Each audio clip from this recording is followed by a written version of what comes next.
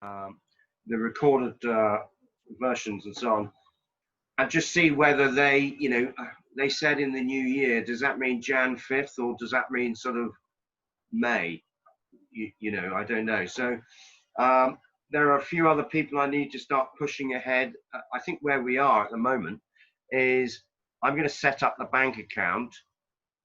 We could, in theory, Elizabeth, yeah, your money into the account. Bear in mind, no one's going to take it out unless you give authorization to it. yeah. But then we're ready to go if something happens, come the new year. I think my inclination would be that I'd be willing to put some of the 30,000 that we've said we're happy with into an account straight away so that the account is funded. Yeah. And so, it's ready for covering planning fees and the stuff and the like when we find something. And then I'd prefer to put the remainder in once we've actually got a project that we're starting to work towards. I think that's a great compromise. I mean, if we said something like $5,000. That was kind of the figure I wondered about. Yeah. Because then you're sure that you've got it covered. Yeah. What's your situation, Johan? I know we've spoken about it, but just to paraphrase it. Yep. So I definitely will be in a more clarity by the 14th, 15th of January, depending on how the market closed toward the end of the year, and if we close some positions and then get some liquidity. I'm expecting a very interesting move on the capital market early January because the U.S. election. So I just think that I'm gonna be in a position where I'm gonna get liquidity because I need to close some of the position by January, and I don't wanna. We are not in a position to take money out of the fund at this stage, or at least before the end of the year.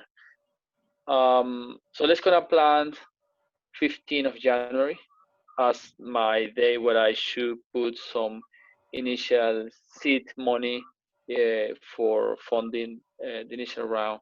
Another question that I might have is the number of shares.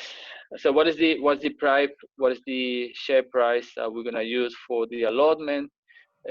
So Elizabeth will put $5,000, and then you're gonna have some equity participation, and then I'm gonna enter by January, and then we need to get some allotments of shares. So is the distribution really what I want to know? What is the price? What is the value that we're gonna give to the share for doing this allocation? It's just purely that's the only thing that I need to know. Yeah, if we agree that we're basically gonna issue shares at 1p, and then or 10p, and then basically based on the contribution of each person, we know what's gonna be the allotment of shares on the company. That is gonna be done on a stage because Elizabeth will go first, and then we enter early next year. Yeah. So that we need to know that valuation for committing. Yeah. Yeah. Let me try and get my head around this, because obviously the most simple thing is you get a pile of cash all put in by lots of people, and then you just divvy it up depending on what people have done. What we're now looking at is 5 from Elizabeth. It's going to come in slowly. Another 25 later. And yours is, we're not too sure about how that is. So I just need to probably sit down for a bit and work out what the most sensible way for everyone is, that's very transparent. And I think the best way is just to say, look, guys, you're gonna be subscribing shares on my company, or I'm the shareholder of the company. I basically gonna issue new share. So the capital. So I authorize certain capital, so I'm gonna register some shares on Company House, and then I'm gonna basically sell that shares to a pool of close investors at 10p each, and then we started from there. And then every person starting putting deposit, and then you mark and record every transactions, and then at 10p each, and then you have total shares. That's gonna be basically a lot. But in total, I would suggest that at 10p you need 2,000. At 10p, that's gonna be basically roughly, you're gonna be 2 million shares, so you need to authorize 2 million shares at 10p each, and then Elizabeth will put 5 grants. That's X amount of shares. I'm gonna put some grants later on, and the rounds go on until people subscribe, and then you have the total allotment, which basically have to be basically properly recorded on Companies House, as you know, the whole procedures. But it's just, that's the only thing that I from my side, the only comment that I use, final comment that I need to because we're looking at larger amounts, we could make them £10 shares, or we could make them £1 shares. I think presenting the numbers is sometimes easier if the numbers, if we avoid getting unnecessarily large numbers. It's because normally because shares are not easy to divide it, so you only have units per share. So when you have situation where you have a distribution of multiple investors, it's better the fraction is better when you have million of shares. You can't have 22.5 shares.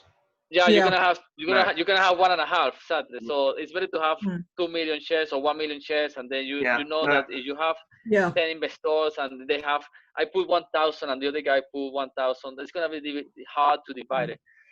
That's why I put a small value. I agree with you. I'll come back in the next few days with hopefully something that's workable for everyone. Bear in mind, I'm also slightly hopeful that Oliver, who did actually say he's not a big fan of Zoom calls, I'm hoping that he might come along and say, look, okay, I'm going to be good for January the 10th or whatever. So let me make a few phone calls, and I'll try and structure something in the next week or so that makes everyone happy. Sure. Okay. Brilliant.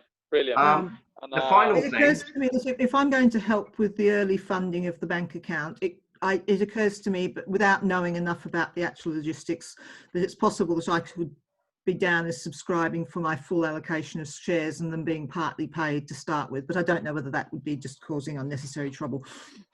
Yeah, let me think about it. I mean, I just need to work out what the sensible thing is to do. But okay. Sure. Well, good, guys. I'm going to go down to the pub to have fish and chips with my wife. Enjoy it. Hey, Tuesday is 2 for 1 fish and chips. Right, you choose your day. Yep. We got some friends. They're going to be sitting on the table, socially distanced away from us. I need to drive. I need to drive to Oxfordshire. So just let me know what's gonna be the next deal on fish and chip, so I can drive there and I can visit you, and then we can talk. Absolutely. Also,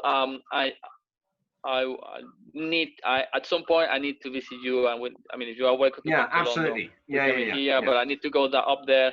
I don't have problem to drive and going there and meeting you, and it's essential. It's important. Oh, absolutely. To building good trust and confidence within the group. Well, so next time you have this fantastic deal, tell us in advance so we can plan a journey. What, 2 for 1 fish and chips? Brilliant. Okay, are we done for the time being, guys? I think that sounds reasonable. If you can send me the recordings, I'll pass them on to my sister, but I'll talk to her about what we've talked about. Okay, it may be later on tonight, Elizabeth. Oh, absolutely. Yeah. Brilliant. No, I recall from when I was recording some of my teaching to pass on, there's a certain amount of, okay, right, now the computer thinks about converting the files and so on and so forth. Yeah. Brilliant. Okay, guys, thank you very much, and great to meet you in person, as it were. Indeed. Albeit via Zoom, and we'll aim to pick it up in a week or so. But I'll send you any Julia information and Elizabeth. Brilliant. Thank you, Elizabeth. Thank you, Elizabeth. Thank you, Julia. Bye. Thanks, guys.